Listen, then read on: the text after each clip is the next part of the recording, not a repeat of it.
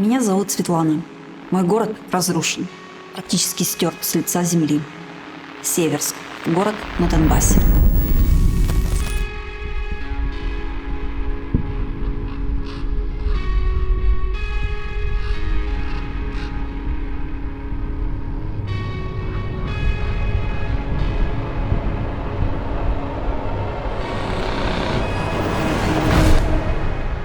Северск – промышленный город.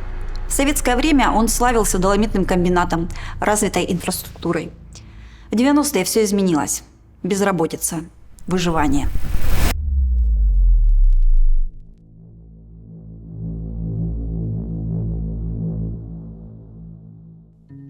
Режиссером на телевидении я проработала с 2003 по 2014 год, пока мы не уехали в Россию. И за это время прям заметно, как все менялось даже на телевидении.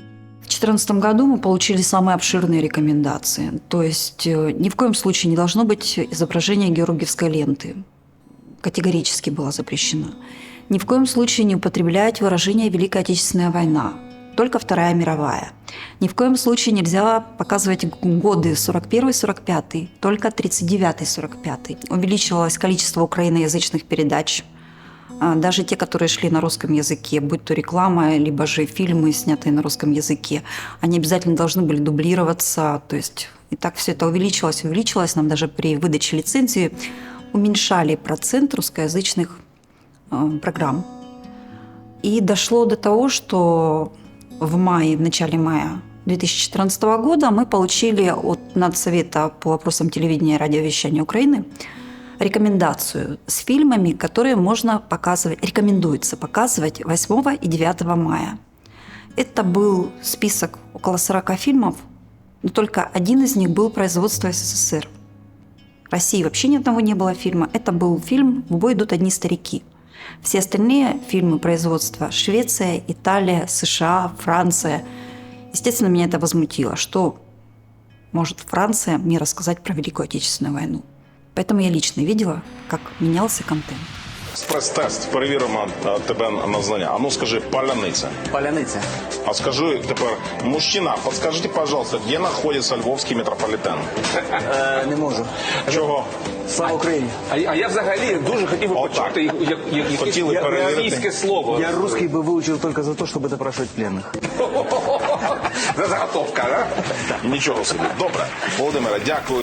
Такое впечатление, что воспитывалась, мягко говоря, не любовь к русскому языку, к русской культуре, к русской истории. После того, как случился Евромайдан, естественно, поднялось ополчение. Мы стоим на защите интересов нашего города, ваших, чтобы вы спали спокойно, чтобы не пришли эти бандеролохи, не устроили здесь, в нашем городе, беспредел. Наши ребята стоят сейчас частично на постах. Кто свободен, сейчас охраняется этот видео. В мае 2014 года к нам на телевидение пришли ополченцы. Они просто культурно попросили поставить в эфир флешку с обращением человека, который на тот момент возглавлял ополчение. Это был призыв взять в руки оружие, чтобы защитить свой Донбасс, встать с диваном, защитить свои семьи. Мы выпустили в эфир, естественно. Я, как человек, отвечающий за все это, насколько я знаю, впоследствии на меня СБУ заводила уголовное дело за то, что на нашем канале транслировался такой контент с призывом взять оружие в руки. Но на тот момент по-другому нельзя было. Граждане Донецкой Народной Республики, обращаюсь к вам с просьбой. С просьбой встать на защиту своей Родины, своих домов, своих семей, своего народа. Мне приходится просить вас сделать то, о чем по всем человеческим меркам просить и не требуется. Ведь вставать за свое отечество и свою свободу на Руси всегда было почетным делом, на зов к которому охотно откликались испокон веков все, кто считал себя мужчинами. Я была абсолютно согласна с каждым словом этого обращения. И я считаю, сейчас я так считаю, что свою родину нужно защищать. И если нужно это делать с оружием в руках, нужно делать с оружием в руках, а не сидеть на диванах и комментировать. На тот момент так было надо, и я в этом убеждена. Я считаю, что это было правильно.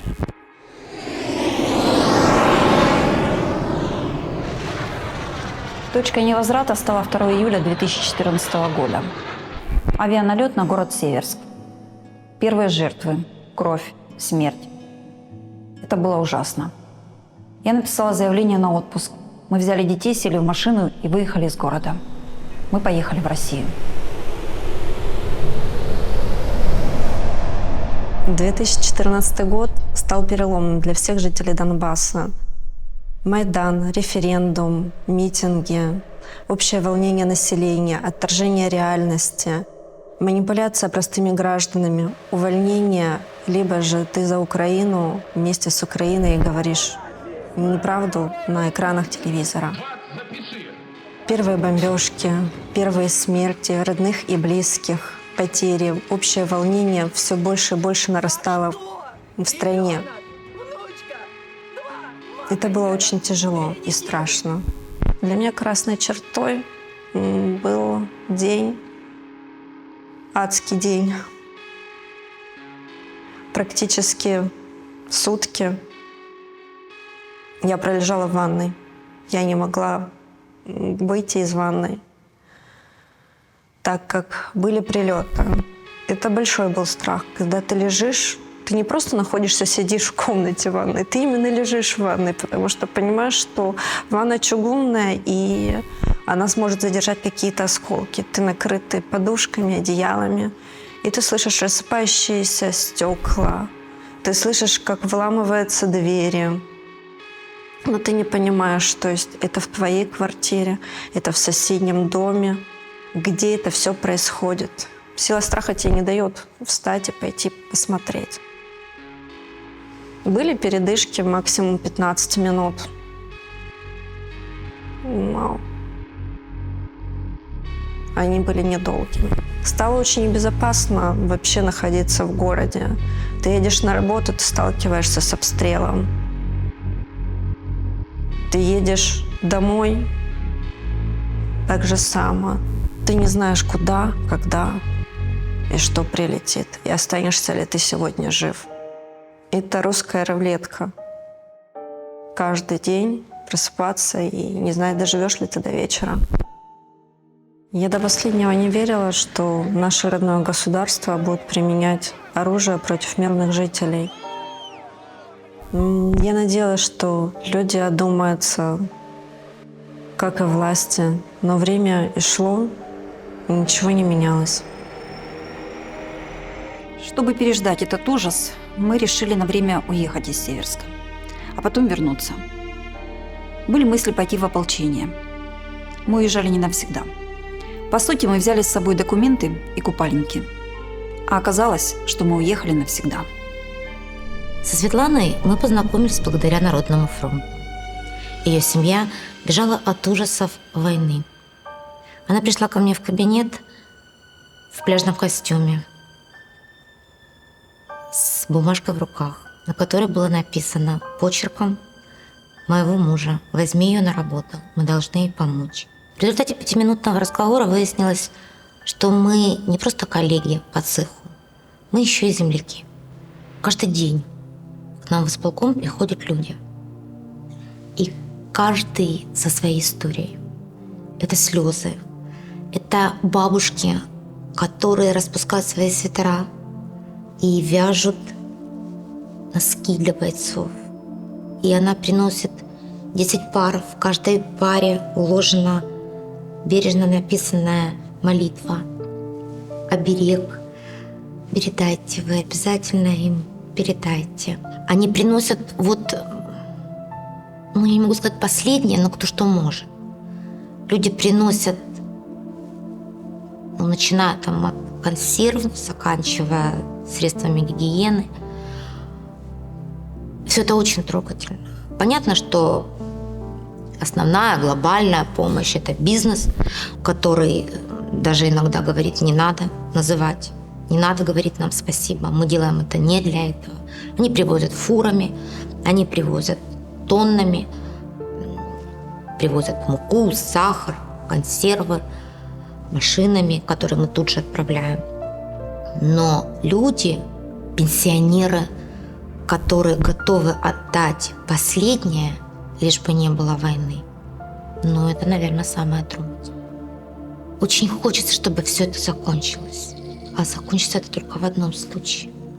И если мы встанем и скажем «нет нацизму». Все просто. Народные республики Донбасса обратились к России с просьбой о помощи.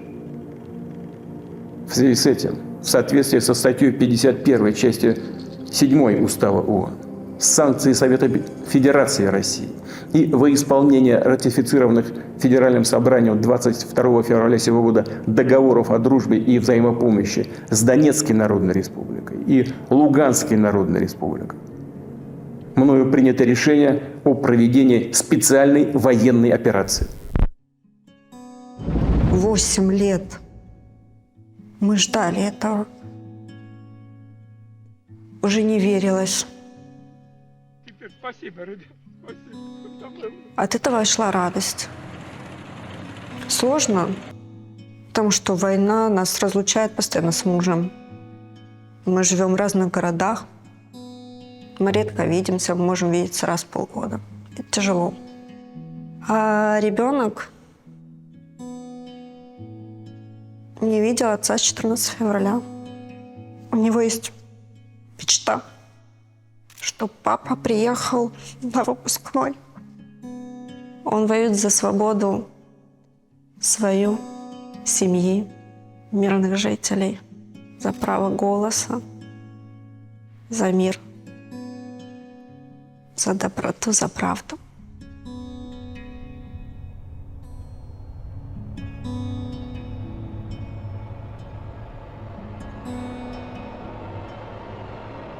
Из-за политической обстановки практически в каждой семье, где родные находились территориально на разных позициях Украины, происходил разлом. Скандалы, недопонимания. Я, честно, еще до сих пор, с 2014 года, я думаю, что это все затяжной сон, что я проснусь.